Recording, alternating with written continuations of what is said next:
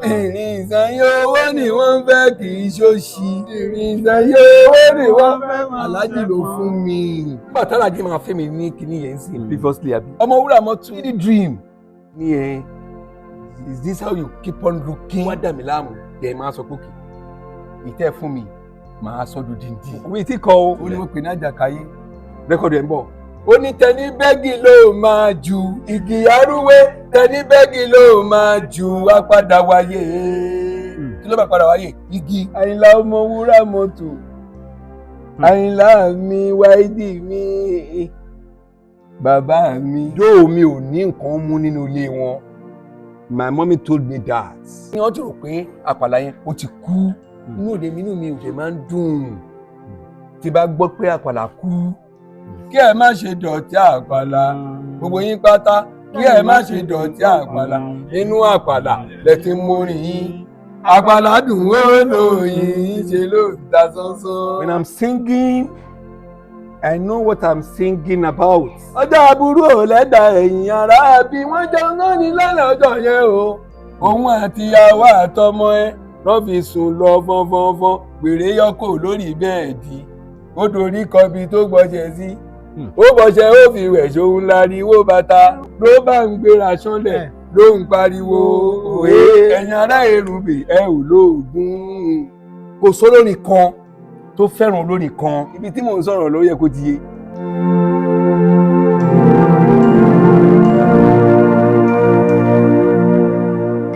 Gbogbo ẹni tó bá ti lè gbé máìkì dání tó ló ń kọrin ẹ máa rí Tracy ọmọ Ọ̀tà lára ẹ̀. Ẹ̀bọ̀ táwọn tó jó lórin ẹ̀mí ò ń ṣọmọ Ọ̀tà náà. Ọmọ Ọ̀tà làwọn náà Tọ́pẹ́ Àlàbí ọmọ Ọ̀tà ni. The more tó bá ti ń kọrin tí inspiration bá ti ń gorí ẹ ọmọ Ọ̀tà ni ẹ. Fúnmi Àdàgbáyé náà sì ń kọ. Ọmọ Ọ̀tà lòun náà. Àtàwọn torí tí orin bá gùn ún gbà míì ẹ máa rí bóyá máa ṣe. Àwọn Yínká Aláṣeyọrí yẹn náà ń kọ. A ní every one of us ọmọ Ọ̀tà ni gbogbo wa. Gbogbo ìpàtà. Every one of us. Bọ̀tá ń bàbá òbí òǹṣọ́ ọmọ Ọ̀tà. Ọmọ Ọ̀tà làwọn náà àti ìgbà tẹ́ pé àwọn ọwọ́ wọn gan láti bọ́ ọmọ Ọ̀tà yẹn. Because àwọn kankan wà ń bẹ̀ tẹ́ pé tó bá ti ń sọ̀rọ̀ báyìí tó ń sọ̀rọ̀ báyìí tó ń kọrin lọ báyìí tó ń kọrin lọ báyìí. Tó bá tẹ́ stage kan inspiration yẹn máa wá a tún wá kọjá àti tẹ́lẹ̀tẹ́lẹ̀. Gbogbo olórin generally. Okay, now tẹ́ bá ń sọ̀rọ̀ bí gbogbo olórin ọmọ Ọ̀tà olórin kan wà tèmi rí pé ó yàtọ̀ nínú àwọn olórin. Láti ìgbà tèmi ti ń gbórin ẹ̀ orúkọ obìnrin yẹn jẹ́ Ṣọlá Allyson Èjì Òwúrọ̀. Ìfẹ́ bí èjì òwúrọ̀ látàgbàlá Elédùmarè ló ti ṣẹ wá. Irú yẹn náà ńkọ́. Ọmọ Ọ̀tà ni gbogbo wa every one of us ọmọ Ọ̀tà ni tó ń kọrin plus orin tó kọ yẹn ó lè jẹ́ nìkan ló fún jẹ́ ẹgbórúkọ ẹni yẹn ṣe gbórúkọ ẹni yẹn nínú ṣókí ẹni yẹn ṣókí ní tí mo yẹn sọ pé gbogbo olórin pápátá ọmọ Ọ̀tà ni gbogbo wa ó ní wípé ẹ̀yin náà àti fojú inú wo wípé gbogbo composition tá à ní ó lè jẹ́ nìkan ló fún ẹ ní gbóhùn ẹni yẹn mọ́ ó máa bọ ikọ̀ tẹ́ ni yẹn ṣé kìí ṣe actor fọmọ Ọ̀tà ni torí pé ẹ ò lè gbọ́ ohun ẹni yẹn ó kàn lè ké partially ẹ kàn kẹ́ni yẹn partially ṣùgbọ́n tẹ́ni yẹn ẹgbọ́n gbà tí Aláàjì tiwa tó sọ pé Bàṣírù ń bẹ nígbòrè ara wa ni orí pípẹ́ la fi ń kọrin pẹ̀lú rọrùn Tánígi lájẹ́ fi ń gbáyì lójú agbo kájọbara wa ṣe pẹ́pẹ́ jẹ́ ìmọ̀ Bàṣírù. Bàṣírù ń bẹ nígbòrè ara wa ni orí pípẹ́ la fi ń kọrin pẹ̀lú rọrùn Tánígi lájẹ́ fi ń gbáyì lójú agbo kájọbara wa ṣe pẹ́pẹ́.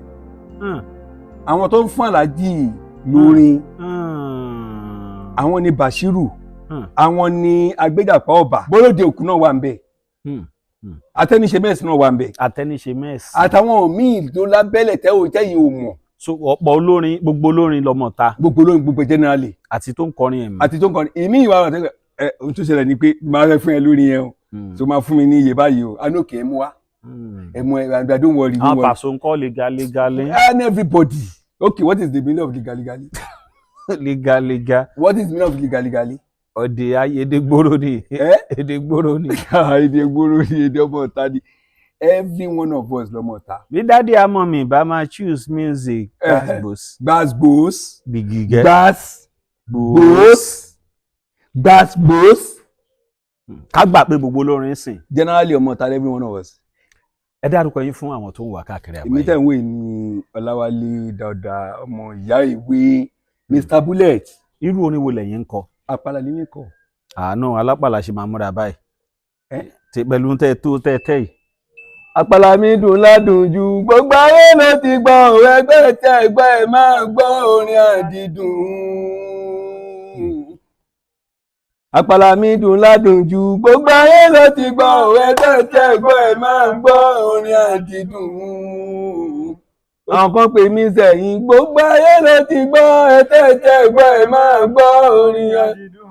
àwọn kan pè mí sẹ́yìn pé kí n máa kọrin mọ́ ayé burú ẹtẹ́tẹ́ gbọ́ orin àdìdùn.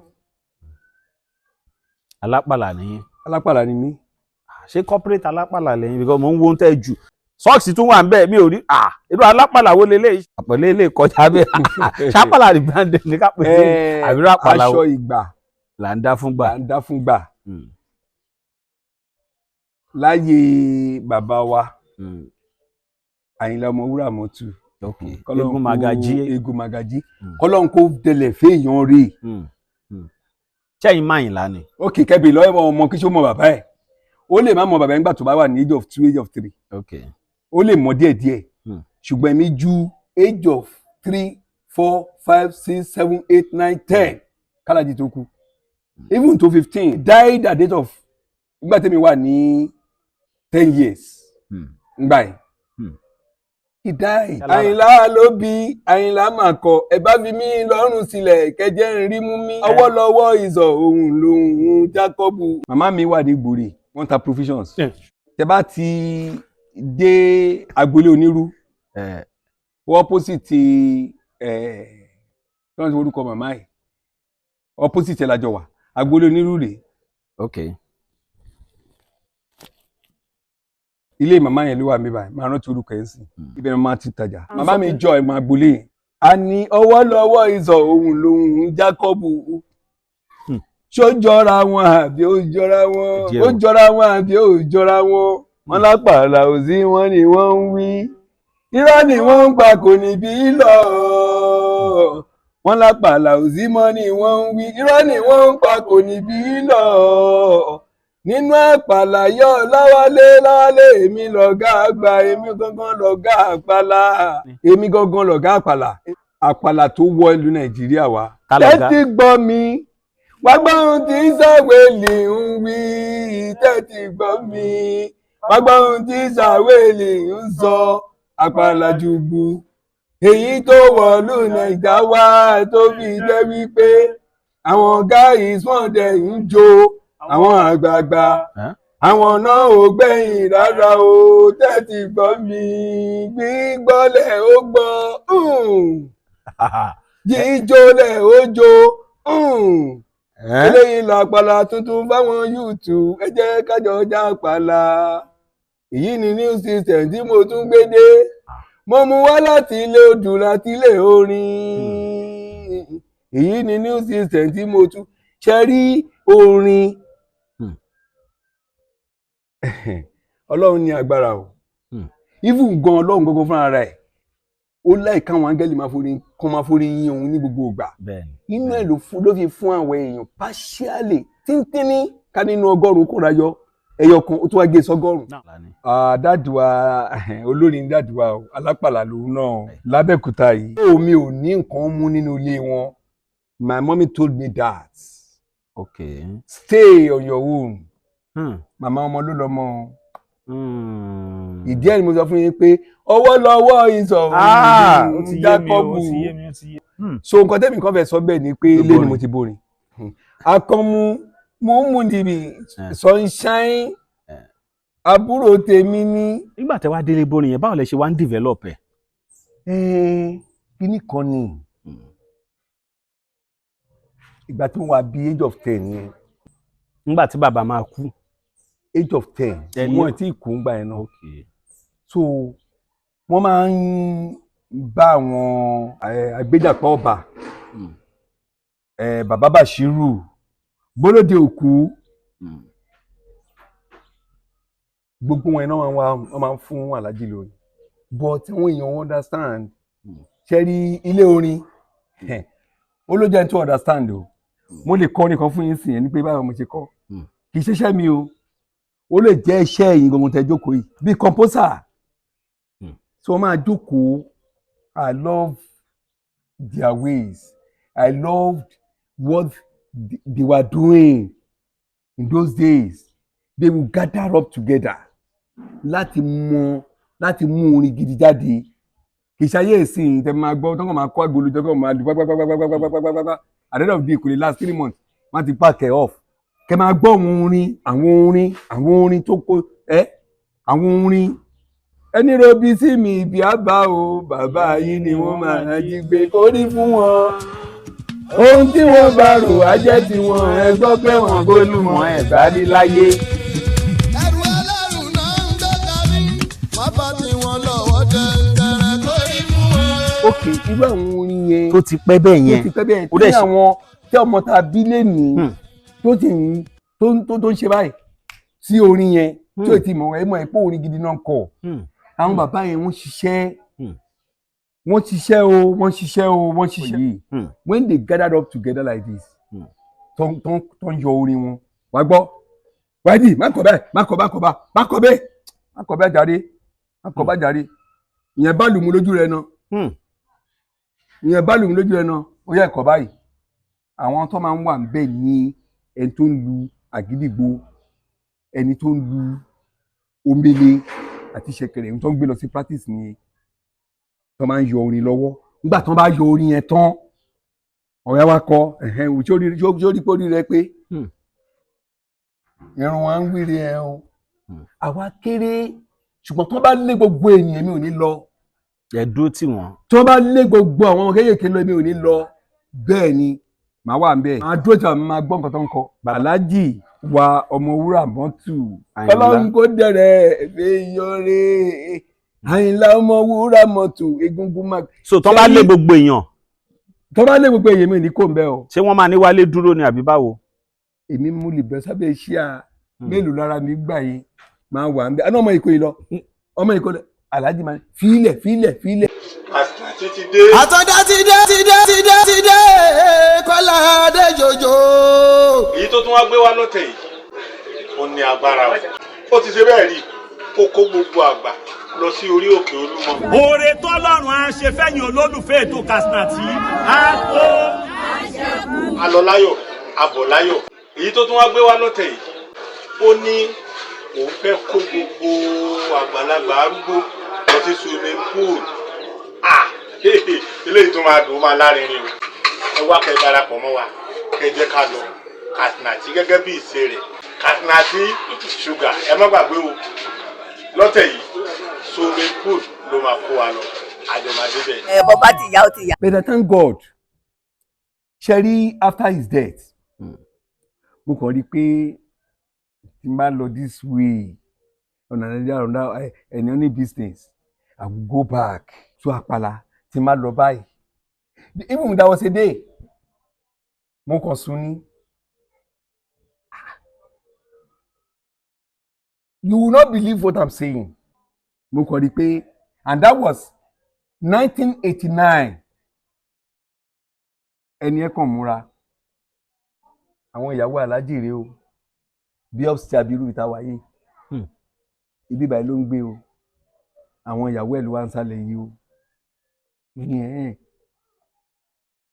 wọ́n wá mú mi lọ síbi tí wọ́n sin Alhaji wa síbẹ̀ ní pé mi ò mọ̀ bẹ̀ mo rí sàárè Alhaji Ọmọwúrà malt Àyìnlá Ọmọwúrà malt Àjàní ti dé ọmọ Àjìwàídì ọ̀tá tí ò bá gbà ẹ́ pé tó bínú kó lọ kú ṣẹ̀rọ̀rìn tiwa ó dùn ún ṣe lẹ́sìn ni orin tiwa ó dùn ún ṣe lẹ́sìn ni Àpàlà dùn èlòyìn ṣe ló ń ta sánsán. mo wá rí sàárè wọn mo rí sàárè MKO Abíọ́lá wọ́n lẹ photograph wọn méjèèjì wọ́n lẹ̀ sórí kìíní yẹn tí mo wá kúrò ń bẹ̀ wọ́n wá mú mi lọ sẹ́gbẹ̀ẹ́ ilé tí mo sọ pọ́ sí ẹ̀ yé ilé kékeré kan wà mẹ́bi ẹni pé ilé òrìṣà wọ́n fún ní padlock wọ́n wá ṣí padlock yẹn wọ́n wá gbé fọ́tò Alhaji Àyìnlá Ọmọwúrà Egunmọ̀gá wá gbé lé mi lọ́wọ́ báyìí. ó tán. Aji rẹ ni nínú photograph yẹn that was 1989 and that was the time I started Apala music. Àyìnlá Ọmọwúrà mọ́tò Àyìnlá mi wáìdì mi bàbá mi. gbogbo àsìkò tẹ́ ẹ̀ sọ yẹn bó ni màmá wà. Oh, I lost my mom. That was 1984. So mo ń rò pé káníbẹ̀rù màmá wà láyé bẹ́ẹ̀ rí fọ́tò yẹn ni tẹ́ bá lè firú ẹ̀wọ̀n wọn bóyá wọ́n máa tún nítumọ̀ tó máa fún. Without seeing her, ẹ ti understand ẹ. I did understand. Mo understand. I even told one of my brother, Olúyẹmí Fọlájì, he said I should keep it up. That it should not be refilled to anybody. Then I kept mouth. Bó ṣe rí gangan ni mo sọ fún yẹn o. And when I'm singing, I know what I'm singing about. There was a time, nígbà kan mo kàn jókòó báyìí ni, ìṣẹ̀lẹ̀ ìṣojú mi báyìí, lérùnbè. Èrùnbè. Bẹ́ẹ̀ ni. Kí rójú tọ́mọ mi, Ṣàídì, kó dìrún kó dìgbà, àti Ṣáídà mi àbúrò Ṣàídì, kí rójú tọ́mọ mi, Ṣàídì. Kó dìrún kó ẹni tí mò ń sọ̀rọ̀ nípa ẹ̀ yìí bí ẹ̀gbọ́n náà ló ṣe yẹ Jésù àlùdẹ ìgbà yẹn mo ṣì ń gbé ní Èrùnbè mo rẹ́ǹtì ilé kan bẹ́ẹ̀ ń gbà yẹn but ọ̀rọ̀ tí mò ń sọ ṣojú mi. This man invoked a spirit pé gbogbo wa fóun ṣùgbọ́n ó bọ́ sí òdì fún un yẹn mo á kọ̀ọ̀kan pé orin yẹn kàn wá sí mi lórí bẹ́ẹ̀. Tọkàn màmá rẹ̀ ẹ̀sùn máa bí kẹ́bí kọ́gbọ́n ọ̀rọ̀ wà ń bẹ̀ ẹni tó létí. Ẹ̀gbọ́n wa gan ló bẹ̀ l'Èrùnbè o tó fẹ́ fi pa àlọ́ ọ̀sán gangan ló bá lọ pa àǹjọ̀nú o àǹjọ̀nú kọjálẹ̀ wèrè ọ̀sọ́run òwe. Ṣẹ́gbọ́n rẹ̀ ṣe lọ. Ọjọ́ aburú ò lẹ́dà ẹ̀yìn ara bí wọ́n jẹun náà ní lọ́nà ọjọ́ yẹn o. Òun àtìyàwó àtọmọ ẹ lọ́ fi sùn lọ fọ́nfọ́nfọ́n wèrè yọkò lórí bẹ́ẹ̀dì ó dorí kọbi tó gbọ́jẹ sí ó bọ́ṣẹ́ ó fi wẹ̀ ṣòun láriwó bàtà ó bọ́ṣẹ́ ó fi wẹ̀ ṣòun láriwó bàtà o ló bá ń gbéra ṣánlẹ̀ ló ń pariwo òwe ẹ̀yin ará Èrùnbè ẹ ò lóògùn. ọmọ tán àwọn Èrùnbè ṣe ògbóṣùbà fún yín. Ẹ máa ṣe ẹ̀ṣẹ̀ ọjọ́ wọ́n tíráyì púpọ̀ wọ́n tún tíráyì bó ṣe ń pariwo náà ń wọnú lé wọn lọ náà ń padà bọ̀ pẹ̀lú agbára tí ṣùgbọ́n ẹ̀ka ò bóró mọ́. Àǹjọ̀nú kọjálẹ̀ alákọ̀ọ́rí ń pariwo àǹjọ̀nú kọjálẹ̀ alákọ̀ọ́rí ń pariwo. Ẹ̀yin ará Èrùnbè ẹ ò lóògùn. Ẹ̀yin ará àbí ẹ̀bàǹjọ̀nù kó padà lẹ́yìn mi kí rójú tọ́mọ mi Ṣàídì kó dìrú kó dìgbà. At the end of the day the man died. Ìtàgbọ́n ọba ìlú kú sí. Ohun tó ṣẹlẹ̀ yẹn lẹ fi sọ dórí yẹn. Bẹ́ẹ̀ ni ohun tó ṣẹlẹ̀ ní ṣojú mi kúrúkúrú. So Alhaji Ọmọwúrà wọ́n máa ń mú àwọn nǹkan kan wá tó bẹ́ẹ̀ pẹ̀lú ohun tí wọ́n rí làwọn fi ń sọkọ orin wọn. Wọ́n tí wọ́n bá rí báyìí wọ́n fi kọ orin wọn. So ìṣẹ̀lẹ̀ tó ṣẹlẹ̀ l'Èrùnbè nìyẹn. L'Èrùnbè and that was 1986. Wọ́n dẹ̀ ti gbé fọ́tò Àyìnlá fún yín àwọn ìgbé fọ́tò Àyìnlá. Wọ́n ti gbé wá. Orin máa ti máa dà yín láàmú gan bẹ́ẹ̀ ṣe wà yìí o. Àánú Ọlọ́run ló mọ Bíbélì sọ ó ní kò sí nípa èèyàn kan tí ń rìn láti tọ́ ìṣesí ara rẹ̀. Bíbélì ló sọ bẹ́ẹ̀ ká fọ́n gbogbo lé Ẹlẹ́dàá lọ́wọ́. You may be talented. The people they may like you to go on your way. They will always ti rí ọjọ́ iwájú ẹ pé bákan. You understand? Irú òní tálà ṣe ẹ̀fẹ̀ mi ń sìn. If I tell people they will not believe. Wọ́n lápàlà òsì mọ́ náà ń wí. Táwa ti ń gbọ́ tipẹ́tipẹ́. I thank Musiliu Haruna Igunjobi mo I really loved him for what he has done so far on that record Soyoyo. Mo like ẹ. Are you getting me?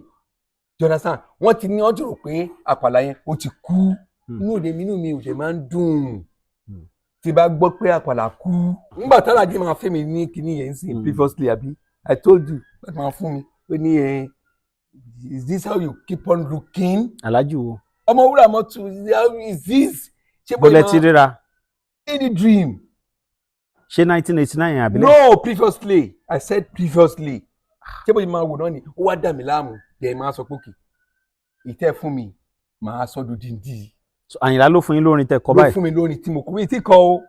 mo mọ̀ bọ̀ rẹ́kọ̀dù ẹ̀ ń bọ̀. rẹ́kọ̀dù ẹ̀ ń bọ̀ ó ní tẹni bẹ́ẹ̀gì ló bí kì í ṣe kọ́ nìyẹn.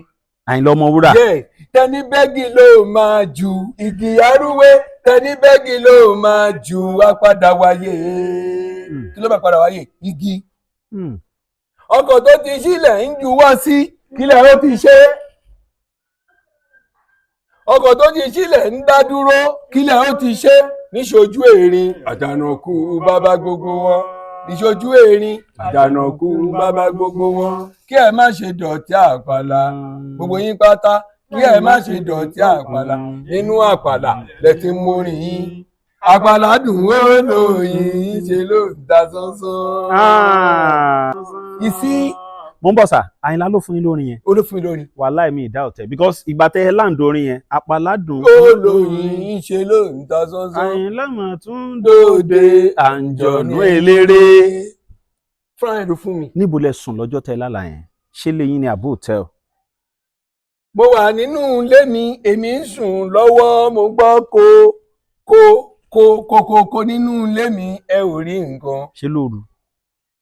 ilẹ̀ ti fẹ́ mọ́. ṣe rí àlá tí ọba ti lá láti aago kan sáago méjì àlá àwọn ayé ni. àlá tí ọba ti lá láti aago mẹ́ta di aago márùn-ún fẹ̀rẹ̀ àlá gidi ni. mo lá àlá yẹn ní nǹkan bíi nígbà tí màá fi jí ó jẹ́ 30 minutes after 4.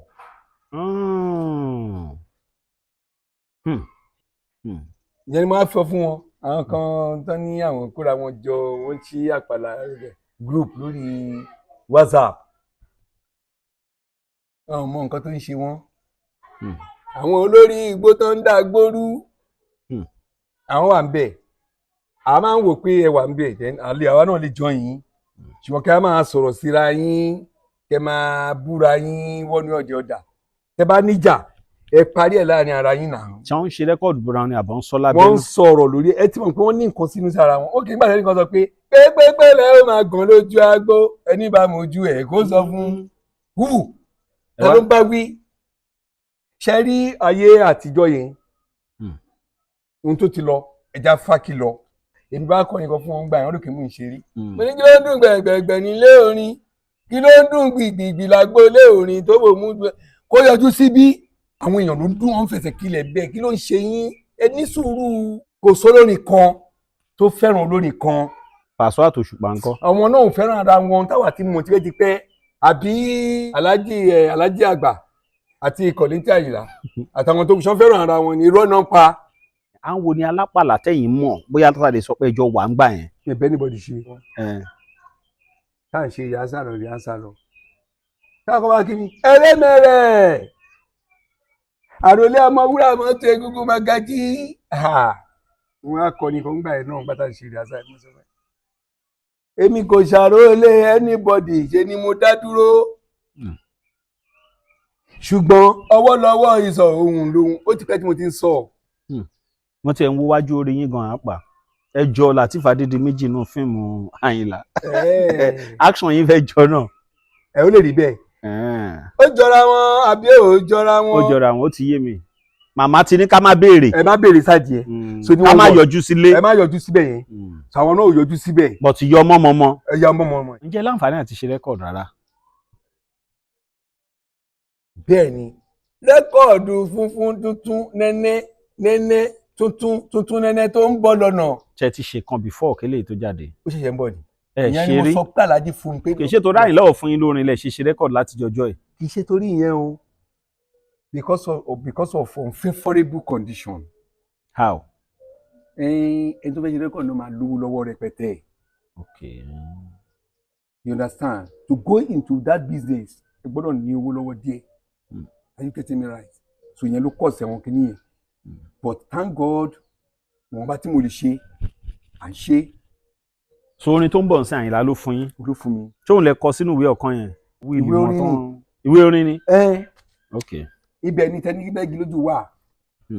ibẹ̀ ni èmi kàwé mo lóye tó pọ̀ o I'm a very good mathematician we are now in classroom take your biro we are now listen to me attentively we are ready take your biro and solve the equation 3x is equal to 9 what is x Ọláwálé x is equal to 3 I'm very sure. X is equal to 3 lánsàrẹ̀ o we gonna be in America lọ́lá Ọlọ́run òye. Aula Bitter Tea ẹkùn akíkanjú tí ń wọ̀yá ìjà pẹ̀lú àwọn àìsàn bíi kíndìnrín èyí tó ní stone nínú kidney stone yóò mẹ́ẹ̀tì rẹ̀ tẹ́ẹ̀sì yámọ́ ìgbẹ́ dànù òun kan náà sì tún ní o ló ń ṣiṣẹ́ fún liver àìsàn jẹ̀dọ̀jẹ̀dọ̀ a tún máa ṣiṣẹ́ fún heart ìyẹn ìṣòro àìlèmí sókè sódò dáadáa tó tún ṣiṣẹ́ fún ìfúnpá gíga high blood pressure bákan náà gbogbo ẹ̀yin tẹ́ bá ní ìṣòro ìsétọ̀ tá a mọ̀ sí prostate cancer gbogbo àwọn àìsàn tá a là kalẹ̀ yìí pátápátá ni yóò wo gbogbo ẹ̀sán gbogbo ẹ̀yin tẹ́ wà ní Manchester láti rí egbògi Aula Bitter Tea rà ẹ kàn sí wọn ní nọ́mbà 45 Middleton Garden Manchester M24 1AB tàbí kẹ́ ẹ pè sórí àwọn nọ́mbà tó wà lójú ìwòran yìí àti Nigerians nọ́mbà yìí pẹ̀lú egbògi Aula Bitter Tea ewé àtegbò pọ́nbélé wọ́n fi ṣe àgbékalẹ̀ rẹ̀ pẹ̀lúra lónìí kò jẹ́rìí sí ìmọ̀ ìjìnlẹ̀ tiwantiwa. olórin kan ni mo tún pàdé yìí tán sọ pé ní ọdún 1989 àwọn alálàá kan àwọn rí ilé kan tí wọ́n ti bẹ̀ pa tí wọ́n sì ṣí bẹ̀ wọ́n nígbà tí wọ́n máa ṣí inú ilé náà fọ́tò Àyìnlá Ọmọwúrà ni wọ́n gbé jáde fáwọn. bẹ́ẹ̀ni. wọ́n láwọn ò ṣe rẹ́kọ̀dù láti jọjọ́ yìí kì í ṣe pé bóyá kò wọ́n láti ṣe ṣùgbọ́n agbára ò sí ṣùgbọ́n lẹ́nujọ́ mẹ́ta yìí Àyìnlá Ọmọwúrà yọjú sí wọn lójú oorun wọ́n ní aago 4 kọjá díẹ̀ làwọn lálàá táwọn rá Àyìnlá Ọmọwúrà wọ́n ní gbogbo orin táwọn máa kọ pátá ẹnu Àyìnlá Ọmọwúrà làwọn ti gbọ́ ìbáníká máa fojú lọ́nà fún rẹ́kọ̀dù yẹn. before the end of this year gbọ́dọ̀ jáde. ẹ fẹ́ kó. gbìngbìnìkín àpàlà ìyẹn ti jáde gbìngbìnìkín àpàlà ògbóná yake nínú ilé orin làwa máa wà Mr. Láwálé nínú ilé orin làwa wà lójoojúmọ́ ayé orin wa àgbọ̀ máa yẹ tí Katsina-T ti wá nínú ọdún tuntun wọ ò máa ní sìnkú ọmọ àtàwọn tó wò wá káàkiri àgbáyé o. àní nínú ọdún tuntun ò máa ní sìnkú ọmọ àmì ọba aláwùrà ó ti sáyẹ́nsì. but orin a máa disturb yín náà. ó ń disturb àmọ́ tọ́jú ẹ̀ náà ni. bàtà yín ìṣe lè fi kọrin. bàtà tí mo wọ̀ sí ẹsẹ̀ mi owó ló já sí 18 karati ni àbí 21 karati ni ẹ̀yin ò wáṣọ tí mo wọ̀ sọ́rùn mi. mo rí combination yẹn náà. combination náà ni. náà tó ń bá pè yín fún event náà ṣé bẹ́ẹ̀ máa ń dress ní àbí ó kàn wá ohun ìkẹmúra báyìí lé ní. a ní orin ọjọ́ sí ti orin àpàlà ọjọ́ sí ayọ̀ sí àsìkò tá à ń sọ yìí. but àwọn òwò English náà ṣé tó rán jẹ́lẹ́gbẹ̀ ni. wọ́n jẹ́lẹ́gbẹ̀ ni ṣùgbọ́n ibi tó rí ejò bá gbà ní irú ẹ̀ máa gbà at last. I've been telling them tábà lọ sórí ṣe ìròdè wọṣọ báyìí máa ń gbọ́ bàbá wa owó ní kókó. Rájí owó ní kókó máa ń gbọ́ àwọn lìgálí mùgáíbà táwọn náà ni wọ́n ń kápálà máa ń gbọ́ wọn àwọn kan náà wà jẹ́bù mẹ́rin máa ń gbórin wọn àwọn bíi Asíndẹ Mádé máa ń gbórin àti kiri kan Ojúbánirẹ̀ dó mo mọ̀ pé bàbá yẹn wọ́n máa ń lùlù sọ́mà. wọ́n ti ń kọrin sìn. bóyá mi ò ní gbàgbé ẹnìkan mi awòwèlì mi awọ Láwálé kẹmúyẹ Ramọ́nì kẹmúyẹ Ramọ́nì kẹmúyẹ tó ń jẹ́ Ramọ́nì kẹmúyẹ. àwọn lọ́jọ̀gbọ́n nínú àlàpàlà Ramọ́nì mi Àlímọ́ Ṣàdíà èmi àti ìlàjọ sí ìkànnì ẹ̀ Àpàlà group bá ṣe ṣíye gbogbo èèyàn bẹ̀rẹ̀ sí ní wọlé at the end of the day nǹkan tí wọ́n bẹ̀rẹ̀ sí tàùn síra wọn ni. ṣọ́ bíbí ìníjà sí ara wọn ni. gbogbo ẹgbẹ́ apman kí ni apman Àpàlà music association. ẹ bá jẹ́ ká pawọ́pọ̀ ká di ìkan ṣoṣo. ikọ́ parapọ̀ wọ́n mọ́lé èrò ń parapọ̀ wọ́n mà dìyàn. ẹ má bára yín jà ẹ̀yin ẹ wo àwọn Fuji musicians ẹ wo the way tán fi ń ṣe. wọ́n máa ń bára wọn jà náà ṣùgbọ́n wo ìdílé tán fi ń ṣe ẹnìkan tẹ́bi tẹ́ wà láìkì jù nínú wọn ni pé Pasuma yẹn wà láì kọ́mọ ìjẹta fẹ́ ṣe rẹ́kọ̀d Pasuma wà kó máa gbé lárugẹ mo ti ń rí tipẹ́tipẹ́ òun nìkan ṣọ́nà mo máa ń rí láàrin wọn bẹ́ẹ̀ ó máa wá ó máa dúró lọ́dọ̀ ẹni yẹn ó máa gbé sókè kó má lè jábọ́ ó hùwà bí ọmọ òyìnbó bí white man bó ṣe ń hùwà nìyẹn káwa náà ṣe bẹ́ẹ̀ ká parapọ̀ ká di kan ṣoṣo. eré èmi ò gbà tiẹ̀ èmi ò gbà ẹ wo orúkọ ni wa tá a ṣe àpàlàyé sí ìṣẹ́ mi ti sọ̀rọ̀ ń bẹ̀ sí ó ti lé 3 months or 4 months ago. tẹ́nìkan sọ pé when the gay poor get rich you don't mingle with others. ta ló ń bá wí what's your problem. ẹ fajá ìkọrin ajá dúdú. ajá dúdú lè professor èmi mo yà nílùú French ní ṣàwélíwélí ajá mi ní ajá ọdẹ bó bá wùn ẹ́ kó yọ ní òwúrọ̀ tàbí kó yọ lọ́jọ́ alẹ́ ajá mi ó wà ń bẹ̀ fún ẹ tó bá ti ṣe gbó èmi ti yọjú lókè mo ti wẹ́ni tó wà ní ìsàlẹ̀ ìṣerere ló mú wá àbí ibi ni tó bá jẹ̀bi mo wà ńlẹ̀ fún ẹ gidi gan ajá mi ní. ẹ fi màmá tó ń fọṣọ lẹ́yìn náà kọrin. àwo tèmi ni màmá rẹ́ṣẹ̀ tiwa ní kọ́lọ́hún kó dọ́mọ sí wàá ṣọdún ìyàn wá tún ṣẹ̀mí sí ni a ní nínú ọdún tuntun màmá rẹ́ṣẹ̀ ó máa ní fojú sunkún ọmọ mi ọba láwùrà ó ti sáyẹ́ǹsì. ó dáa ẹ̀yin náà ti gbádùn Mr. Bullet olórin àpàlà tó ń sọ pé tí wọ́n yàtọ̀ wọ́n sì ní ká máa retí táìtù rẹ́kọ̀dù yẹn kọ́ ṣé tó bá ti fẹ́ jáde náà àmọ́ àbí. ẹ máa mọ̀ ọ́n sìn. kí ni táìtù rẹ̀? ó ní mo pè ní àjàkáyé. ṣé fíìmù ni. The Enemy Base. ni táìtù rẹ́kọ̀dù. aláàjì ló sọ pé kí n sọ bẹ́ẹ̀ fún wọn. ìsàlájì Àyìnlá Ọmọwúràmọ́tù sọ bẹ́ẹ̀ fún wọn The Enemy Base. ibi tí mo ti kọ níbẹ̀ mọ̀ sọ fún wọn pé kí lóbìnrin ń fẹ́ o gbogbo mùtúmù wá owó ni wọ́n ń fẹ́ àwọn obìnrin tí wọ́n mọ yáyì àwọn obìnrin tí wọ́n mọ fújà owó obìnrin ìsanyé owó ni wọ́n ń fẹ́ kì í ṣóṣì obìnrin yàrá sẹ́ẹ̀lì gan dún lẹ́yìn bẹ́ẹ̀ ni obìnrin ìṣẹ̀yìn owó ni wọ́n fẹ́ kì í ṣẹ́gun obìnrin owó ni wọ́n fẹ́. ó bá ti lówó lọ́wọ́ mọ́pọ̀ mọ́gé ó bá ti lújẹ́ lápá mọ́pọ̀ mọ́gé obìnrin ìṣẹ̀yìn owó ni wọ́n fẹ́ aláàjì ló fún mi.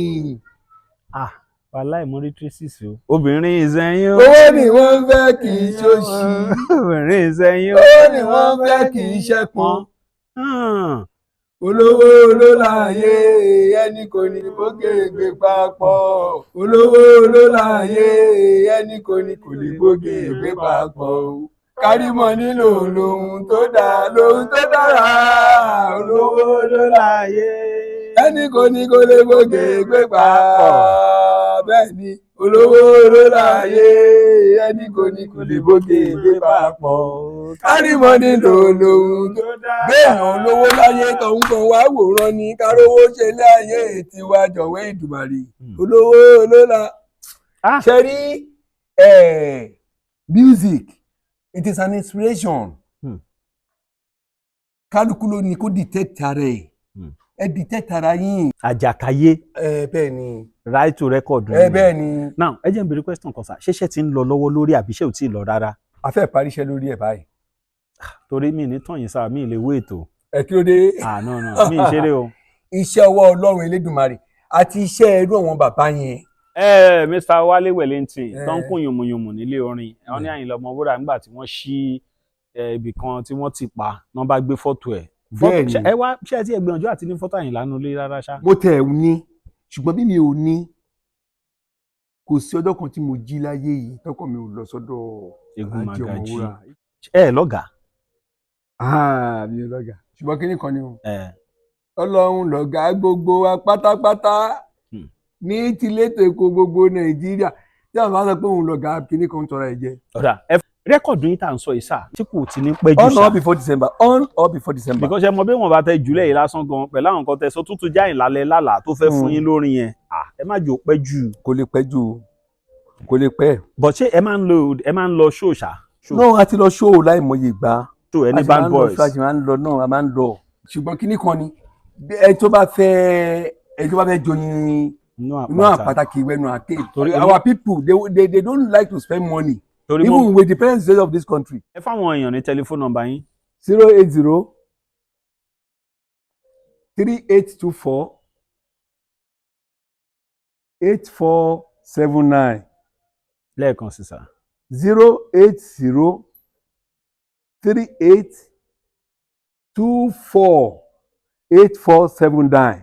ẹ lè pè wọ́n fún gbogbo ìbéèrè tẹ́ bá ní ó yá ẹ bá compose orin kan fún gbogbo àwọn tó ń wo ètò Katsina àti báyìí tó ń ran arúgbó lọ́wọ́ gbogbo ẹ bá kó pọ̀ sójú kan. Ẹ wo Katsina TV ẹ ti wò mo ní kẹ́ wo Katsina TV bàdá yìí ń compose. mo ní kẹ́ wo Katsina TV aláàánú gbogbo mùtúmù wa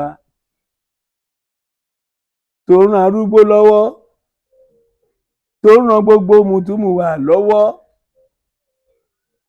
ṣé ní kẹ́ ṣàdúrà fún àti gbogbo ojú tó ń wò mí o gbogbo ojú tó ń wò mí o jákèjádò gbogbo Nàìjíríà káàkiri àti àgbáyé ní ni gbogbo àgbáńlá ayé pátápátá ṣé ní kẹ́ ṣàdúrà fún ó ń fẹ́rẹ̀ fún Ọláwálé Dáúdà ọmọ Wáídì mi Mr Bullet Ọláwálé ọmọ ìyá ìwé èmi náà ní.